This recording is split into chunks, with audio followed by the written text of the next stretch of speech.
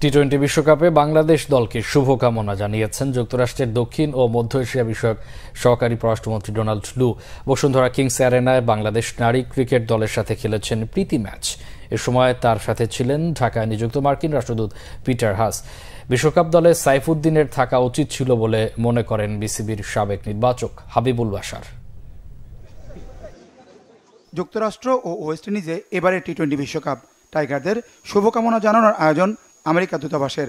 Bashundhara Kings অ্যারেনায় বাংলাদেশের লাল সবুজ jersey পরে যুক্তরাষ্ট্রের দক্ষিণ ও মধ্য এশিয়া বিষয়ক সহকারী পররাষ্ট্রমন্ত্রী ডোনাল্ড লু ও ঢাকায় নিযুক্ত মার্কিন রাষ্ট্রদূত পিটার হাস নারী ক্রিকেট দলের সাথে ফটো সেশন করেন। জ্যোতি নাহিদাদের সাথে খেলেন প্রীতি ম্যাচ। ব্যাটিং বোলিংয়ে আনন্দময় বিকেল কাটান তারা। এবছর নারী টি-20 বিশ্বকাপের আয়োজক বাংলাদেশ। নারী ক্রিকেটারদের আসন্ন বিশ্বকাপের জন্য শুভকামনা জানান লু।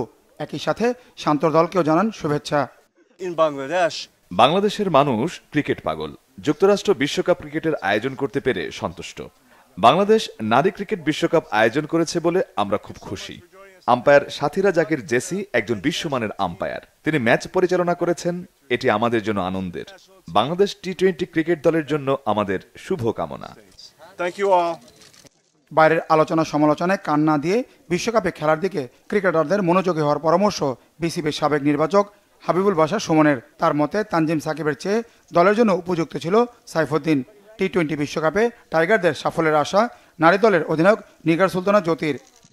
আমাদের চেয়েছে একটু ইন্টারাক্ট করতে আমাদের সাথে, যেহেতু ইউএসএতে এবার ওয়ার্ল্ড কাপ আছে, ক্রিকেটটা ওরা লঞ্চ করছে, ক্রিকেটটা প্রমোট করার চেষ্টা করছে। সাইফুদ্দিনের মূল ইস্যু ছিল আসলে ফিট কিনা। আমার মনে হয় ইজ ফিট।